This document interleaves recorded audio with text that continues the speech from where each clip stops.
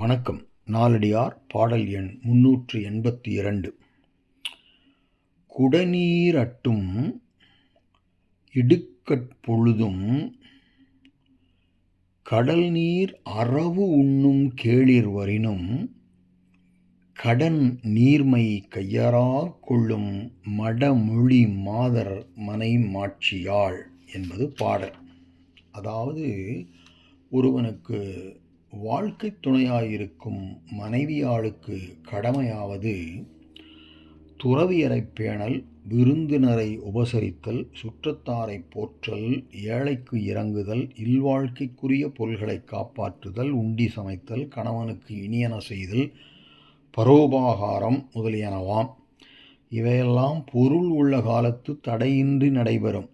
வறுமை வந்தபொழுது தடைப்படும். அவ்வறுமை காலத்திலும் இவற்றை நடத்துதலே சிறந்த செயலாகும் என்று இப்பாடலில் குறிக்கிறார் முனிவர். மிக்க வறுமையுற்ற காலத்திலும் இல்லறத்திற்குரிய நற்செயல்களினின்றும் தவறாதவளே இல்வாழ்க்கைக்கு தக்க சிறப்புடையவள் ஆவாள் என்பது இப்பாடலின் கருத்து. பாடலுக்கு செல்வோம்.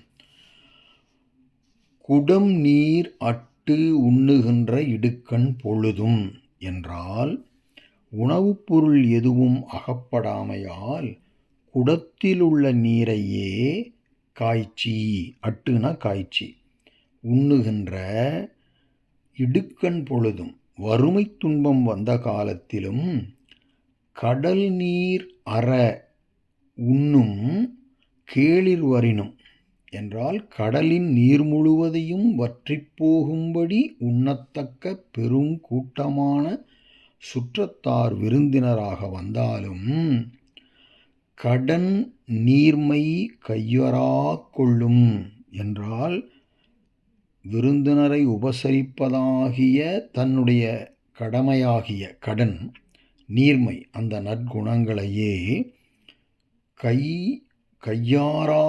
கையாறு கொள்ளும் என்றால் ஒழுக்க நெறியாக, கையறா அல்ல கையாறு ஆக என்றால் ஒழுக்க நெறியாக கொள்ளுகின்ற மடமொழி மாதர். மடமொழி மாதர்னா இங்கே வஞ்சனையற்ற இன்சொல்லையுடைய பெண்ணே அழகிய இல்வாழ்க்கைக்கு தக்க பெருமையுடையவள் ஆவாள் என்பது இந்த பாடல். இங்கு மாதர் என்பது அழகை குறித்தது, அதாவது மனைக்கு அடையாக வந்தது. மடமொழி என்பது அன்மொழி தொகை. குடம் நீரட்டு உண்ணல் என்பது வறுமை மிகுதியை உணர்த்தியது. கடல் நீர் அரபு உண்ணல் என்பது சுற்றத்தாரின் மிகுதியை உணர்த்தியது. இடுக்கண் என்பது துன்பம், அது துன்பத்திற்கு காரணமாகிய வறுமையை உணர்த்தி நின்றது.